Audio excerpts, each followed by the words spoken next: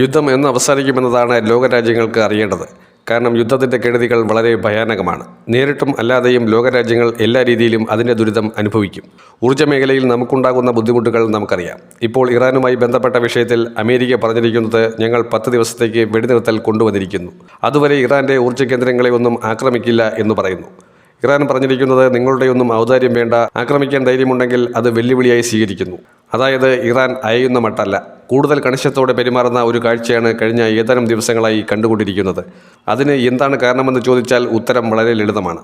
ഇറാനെ ഭീകരരാഷ്ട്രമെന്ന് മുദ്രകുത്താൻ അമേരിക്ക എത്രയോ കാലങ്ങളായി ശ്രമിച്ചുകൊണ്ടിരിക്കുന്നു. അവരുടെ പരമോന്നത അധികാരിയെ കൊലപ്പെടുത്തി. മാത്രമല്ല നിരവധിയായ ന്യൂക്ലിയർ സയൻറ്റിസ്റ്റുകളെ ഉന്മൂലനം ചെയ്തു.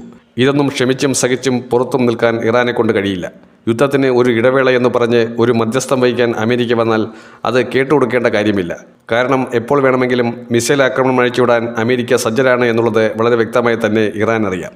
അതുകൊണ്ട് തന്നെ ഇറാൻ ജാഗ്രതയോടെ തന്നെയാണ് യുദ്ധം നടത്തുന്നത്.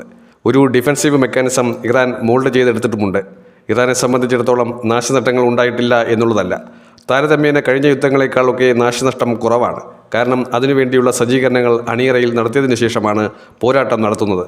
അയത്തുള്ള അലി ഖമനയുടെ മരണത്തിന് ശേഷം ഇറാൻ നടത്തുന്ന തിരിച്ചടി വലുതാണ്. മുജ്തബ ഖമനയി ലോകരാഷ്ട്രങ്ങൾക്ക് കൊടുത്ത മുന്നറിയിപ്പും നമ്മൾ മനസ്സിലാക്കേണ്ടതാണ്. അത് വലിയൊരു ഭീഷണിയുടെ സന്ദേശം എന്നതിനപ്പുറത്തേക്ക് ലോകരാജ്യങ്ങൾ കൃത്യമായി അമേരിക്കയെ ഇത്തരത്തിലുള്ള നെറികെട്ട കളികളിൽ നിന്നും പിന്തിരിപ്പിക്കുകയും ഇസ്രയേലിൻ്റെ തീരുമാനങ്ങളെ ബാക്കപ്പ് ചെയ്തുകൊണ്ട് ഇനിയും ആക്രമിക്കാൻ വന്നാൽ ഉണ്ടാകുന്ന നഷ്ടങ്ങളുമാണ് പറഞ്ഞിരിക്കുന്നത്. 2 കാരണങ്ങൾ ഇറാൻ പറയുന്നുണ്ട്.